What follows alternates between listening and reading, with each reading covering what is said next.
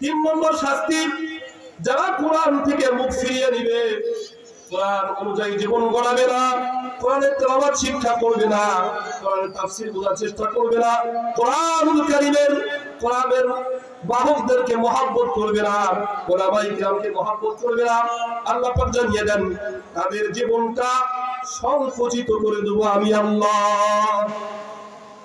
কি করে দিবে? জীবনটা সংকুচিত করে দিবে। সূরা তাহার মধ্যে আল্লাহ পাক রব্বুল আলামিন বলেন, ওয়া মান আ'রাদা আন যিকরি ফাইন্না লাহু মাঈশাতান দানকা ওয়া নাহশুরুহু ইয়াওমাল কিয়ামাতি আ'মা। আল্লাহ পাক বলেন, দুনিয়াতে যারা ওয়া মান আ'রাদা আন যিকরি, আমি আল্লাহ পাকের জিকির থেকে, আমি আল্লাহ পাকের কোরআন থেকে মুখ ফিরাই নিবে, কোরআন থেকে মুখকে ফিরাই নিবে, কোরআনকে অবহেলা করবে, কোরআনকে পরিত্যাগ করবে, আমি আল্লাহ পাক তাদের জীবনটা সংকুচিত করে দেব। নাউযুবিল্লাহ। এই আয়াতের ব্যাখ্যায় জীবনকে সংকুচিত করে দেওয়ার অর্থ কি? মুফাসসিরুন কিরাম দুটি মত উল্লেখ করেছেন। একটি মত হলো দুনিয়ার জীবনটা তাদের সংকুচিত করে দিবেন, অর্থাৎ টাকা পয়সা অর্থ করি, ব্যাংক ব্যালেন্স, অনেক বিত্তশালী, অনেক বড় ধনী, টাকা পয়সার অভাব নাই, অর্থ সম্পদের অভাব নাই, কিন্তু দুনিয়ার জীবনে কোনোদিন সুখময় জীবন লাভ করতে পারবে না। এরকম মানুষ সমাজের মধ্যে মনে হয় নাই। কি বলেন আপনারা? আছে বহু টাকা পয়সা, বহু জমা জমি, বিভিন্ন শহরে বন্দরে, দেশের বাইরে গাড়ি বাড়ি অনেক কিছু করে ফেলেছে, কিন্তু ওই ব্যক্তি রাতে ঘুমাইতে গিয়ে শান্তি মতো ঘুমাইতে পারে না। আপনি এরকম মানুষ 2-4টা ঘুমের ট্যাবলেট খেয়েও কি ঘুম ধরে না। কেন ধরে না জানেন? খোঁজ নিয়ে দেখেন, ওই ব্যক্তি কোরআন থেকে মুখ ফিরিয়ে নিয়েছে, কোরআন ওনাদেরকে শত্রু ভাবে, কোরআন ওনাদেরকে দুশমন ভাবে, কোরআনের তাফসীরকে দুশমন ভাবে। কিছুদিন আগেই তো ছিল তাফসীর মাহফিল করতে বলে অনুমতি নেওয়া লাগতো, এই ইউনো অফিস, ডিসি অফিস, বিভিন্ন জায়গায়। কোরআন ঠিক না?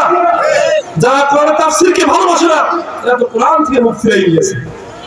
এই মাহফিলগুলোতে তাফসীরুল কোরআন মাহফিল, কোরআনের কথা চলে, এমন মাজলিস, এমন মাহফিলকে তাদের বরদাস্ত হয় না, তাদের গা জ্বলে, গা পুড়ে যায়।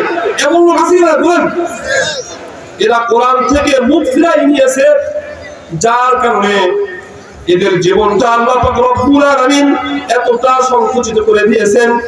এত টাকা পয়সা অর্থ করি জীবনে কোনোদিন সুখময় জীবন লাভ করতে পারে না। মুফাসসিরুন কিরাম বলেন, এর আরেকটা অর্থ হলো, জীবনকে সংকুচিত করার আরেকটা অর্থ হলো, এই ব্যক্তি যেদিন মারা যাবে, যখন মারা যাবে, তার কবরটা কোরআন থেকে মুখ ফিরিয়ে নেওয়ার কারণে তার কবরটা এইভাবে সংকুচিত হয়ে যাবে, দু পাজরের হাড় এইভাবে লেগে যাবে। নাউযুবিল্লাহ। তাহলে যারা কোরআন থেকে মুখ ফিরিয়ে নিবে, এদের দুনিয়াতে একটা শাস্তি হলো, তারা সুখময় জীবন কোনোদিন পাবে না। আরেকটা তাফসীর হলো, এরা মারা যাওয়ার পরে অন্ধকার কবরটা তাদের জন্য সংকুচিত, সংকীর্ণ হয়ে যাবে। নাউযুবিল্লাহ। শুধু তাই নয়, আল্লাহ পাক আরো বলেন, ওয়া নাহশুরুহু ইয়াওমাল কিয়ামাতি আ'মা। আমি আল্লাহ পাক যারা দুনিয়াতে কোরআন থেকে মুখ ফিরিয়ে নিয়েছে, কোরআনের তেলাওয়াত শিখিনি, এদেরকে ওয়া নাহশুরুহু ইয়াওমাল কিয়ামাতি আ'মা, আমি আল্লাহ পাক অন্ধ করে কিয়ামতের ময়দানে একত্রিত করব। নাউযুবিল্লাহ। সে বলবে, ক্বালা রাব্বি লিমা হাসারতানি আ'মা, ও আমার প্রভু, ওয়াকাদ কুনতু বাসীরা, আমি তো দুনিয়াতে চোখে দেখতাম, আমি কানা ছিলাম না, আমার দুটি চোখ ছিল, আমার চোখের পাওয়ার খুব ফুলফিল ছিল, ভালো ছিল। আল্লাহ, ক্বালা রাব্বি লিমা হাসারতানি, আপনি আমাকে অন্ধ করে কিয়ামতের ময়দানে অপমান করে কেন তুললেন? আল্লাহ বলবেন, ক্বালা কাযালিকা আতাতকা আয়াতুনা ফানাসিতাহা ওয়া কাযালিকাল ইয়াওমা তুনসা।